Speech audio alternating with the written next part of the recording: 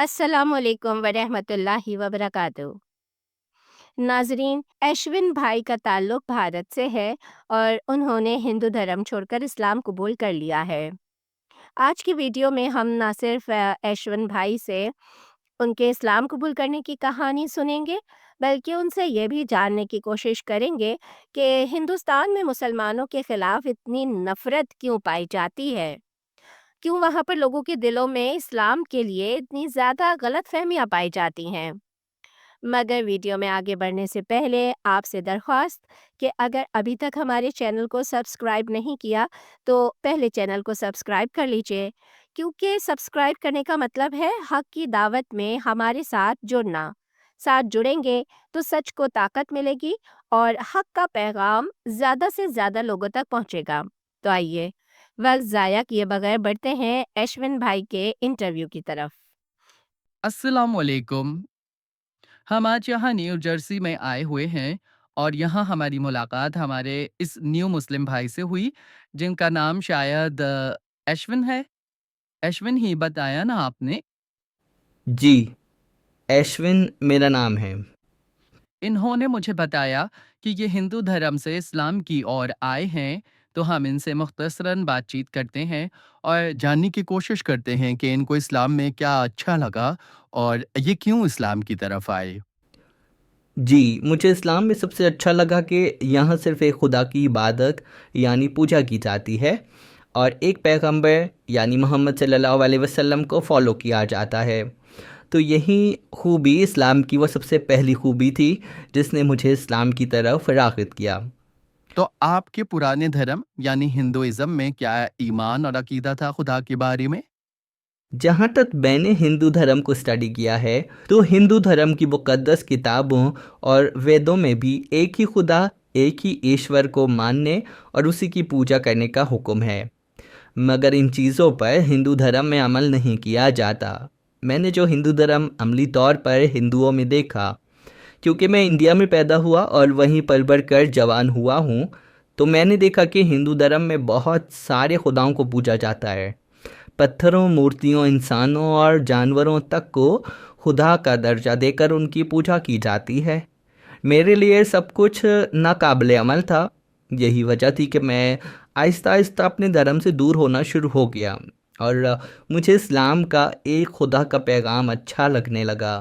आहिस्ता आहिस्ता मैं इस्लाम के करीब होने लगा, यहाँ तक कि मैंने इस्लाम कबूल कर लिया। मेरा अगला सवाल आपसे यही है कि आप इंडिया में रहे, वहाँ पले बढ़े, तो क्या आपको वहाँ रहकर इस्लाम के बारे में जानकारी नहीं मिली? या वहाँ कोई ऐसा मुसलमान नहीं मिला जो आपको इस्लाम के बारे में गाइड करता? आपने यहाँ अमेरिका आकर ही इस्लाम क्यों कबूल किया? हाँ जी, बेशक मेरा ताल्लुक़ इंडिया हैदराबाद से है और वहाँ पर मुस्लिम आबादी काफ़ी ज़्यादा है। हत्ता कि मेरे कई क्लास फेलोज़ भी मुसलमान ही थे।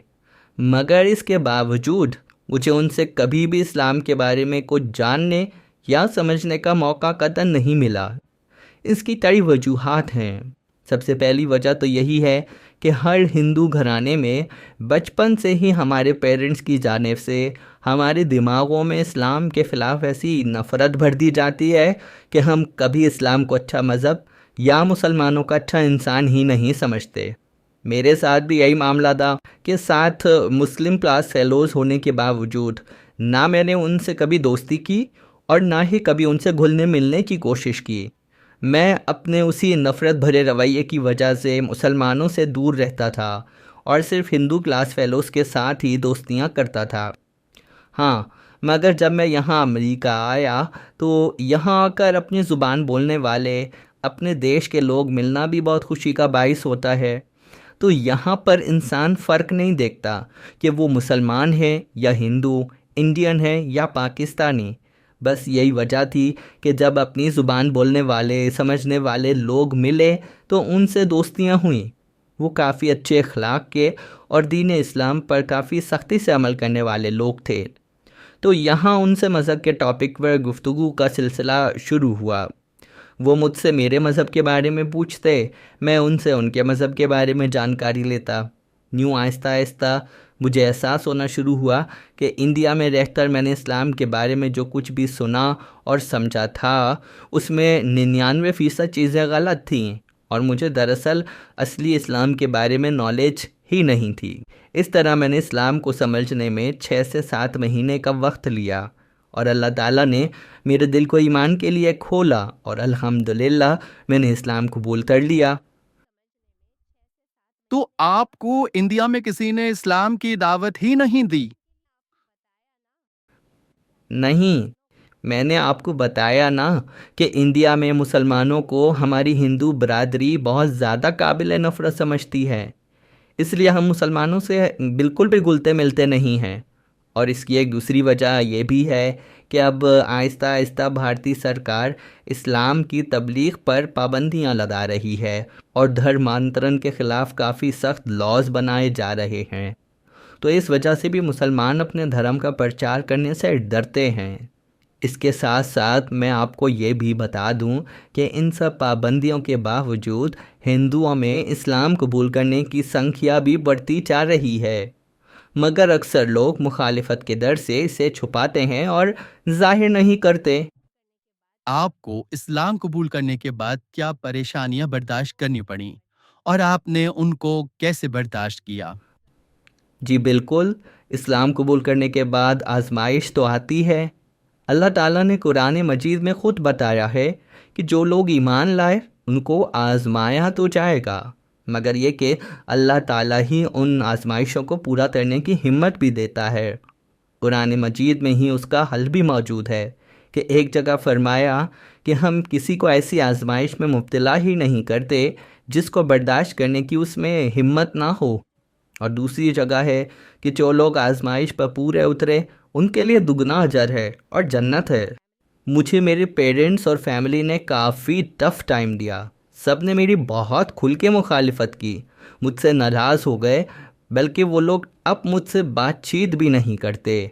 مجھے اپنی تعلیم کے اخراجات کے لیے نوکریاں کرنی پڑیں کیونکہ پیرنٹس نے فیس بھیجنا بند کر دی، اور سب سے بڑی پریشانی تو اپنوں کا آپ سے دور ہو جانا ہے۔ اپنے بہن بھائیوں اور ماں باپ کی طرف سے ریجیکشن کا سامنا کرنا بہت بڑی آزمائش ہے، مگر الحمدللہ اللہ تعالیٰ نے ہمت دی، اور میں نے یہی سوچا کہ سب سے پہلے اللہ ہے اور اللہ سے میرا تعلق ہے، باقی سب لوگ اللہ اور اس کے رسول کے بعد آتے ہیں۔ ایک آخری سوال، جو ہندو آپ کی طرح بہت سارے خداؤں، مورتیوں اور جانوروں وغیرہ کی پوجا کو صحیح نہیں سمجھتے اور حق کے راستے کی تلاش میں ہیں، ان کو آپ کیا پیغام دینا چاہیں گے؟ میں سب کو یہی پیغام دوں گا کہ پڑھیں، مطالعہ کریں اور تحقیق کریں۔ آپ جس بھی دھرم میں ہیں، جس کو بھی فالو کر رہے ہیں، آپ تحقیق کیجئے کہ جس چیز کو آپ فالو کر رہے ہیں وہ دین کہاں سے آیا، اس کا سورس کیا ہے، اس کے سورس میں کتنی سچائی ہے، کتنی اوتھینٹسٹی ہے۔ مثلاً آپ جس وید کو یا جس گرو گرنتھ کو فالو کرتے ہیں وہ کس نے لکھی، کب لکھی؟ اگر 8 یا 10 ہزار سال پہلے لکھی تو اس سے پہلے لوگ کس کو فالو کرتے تھے؟ اس سے پہلے لوگوں کے لیے صحیح دھرم کون سا تھا؟ آپ سوچیں کہ کیا جو کچھ میں فالو کر رہا ہوں وہ لاجیکل بھی ہے؟ کیا عقلی طور پر یہ چیز قابل قبول ہے؟ اگر آپ کو اپنے دھرم کو 100% درست ہونے پر یقین نہیں ہے تو آئیے میں آپ کو دعوت دیتا ہوں ایسے دین کی طرف جو 100% حق ہے، یعنی کہ اسلام۔ میں یہ نہیں کہہ رہا کہ آنکھیں بند کر کے اس پر وشواس کریں، میں صرف آپ کو دعوت دے رہا ہوں دھیان اور ریسرچ کی۔ اپنے دماغوں کو نفرت سے پاک کر کے ریسرچ کیجئے، پھر آپ فیصلہ کیجئے۔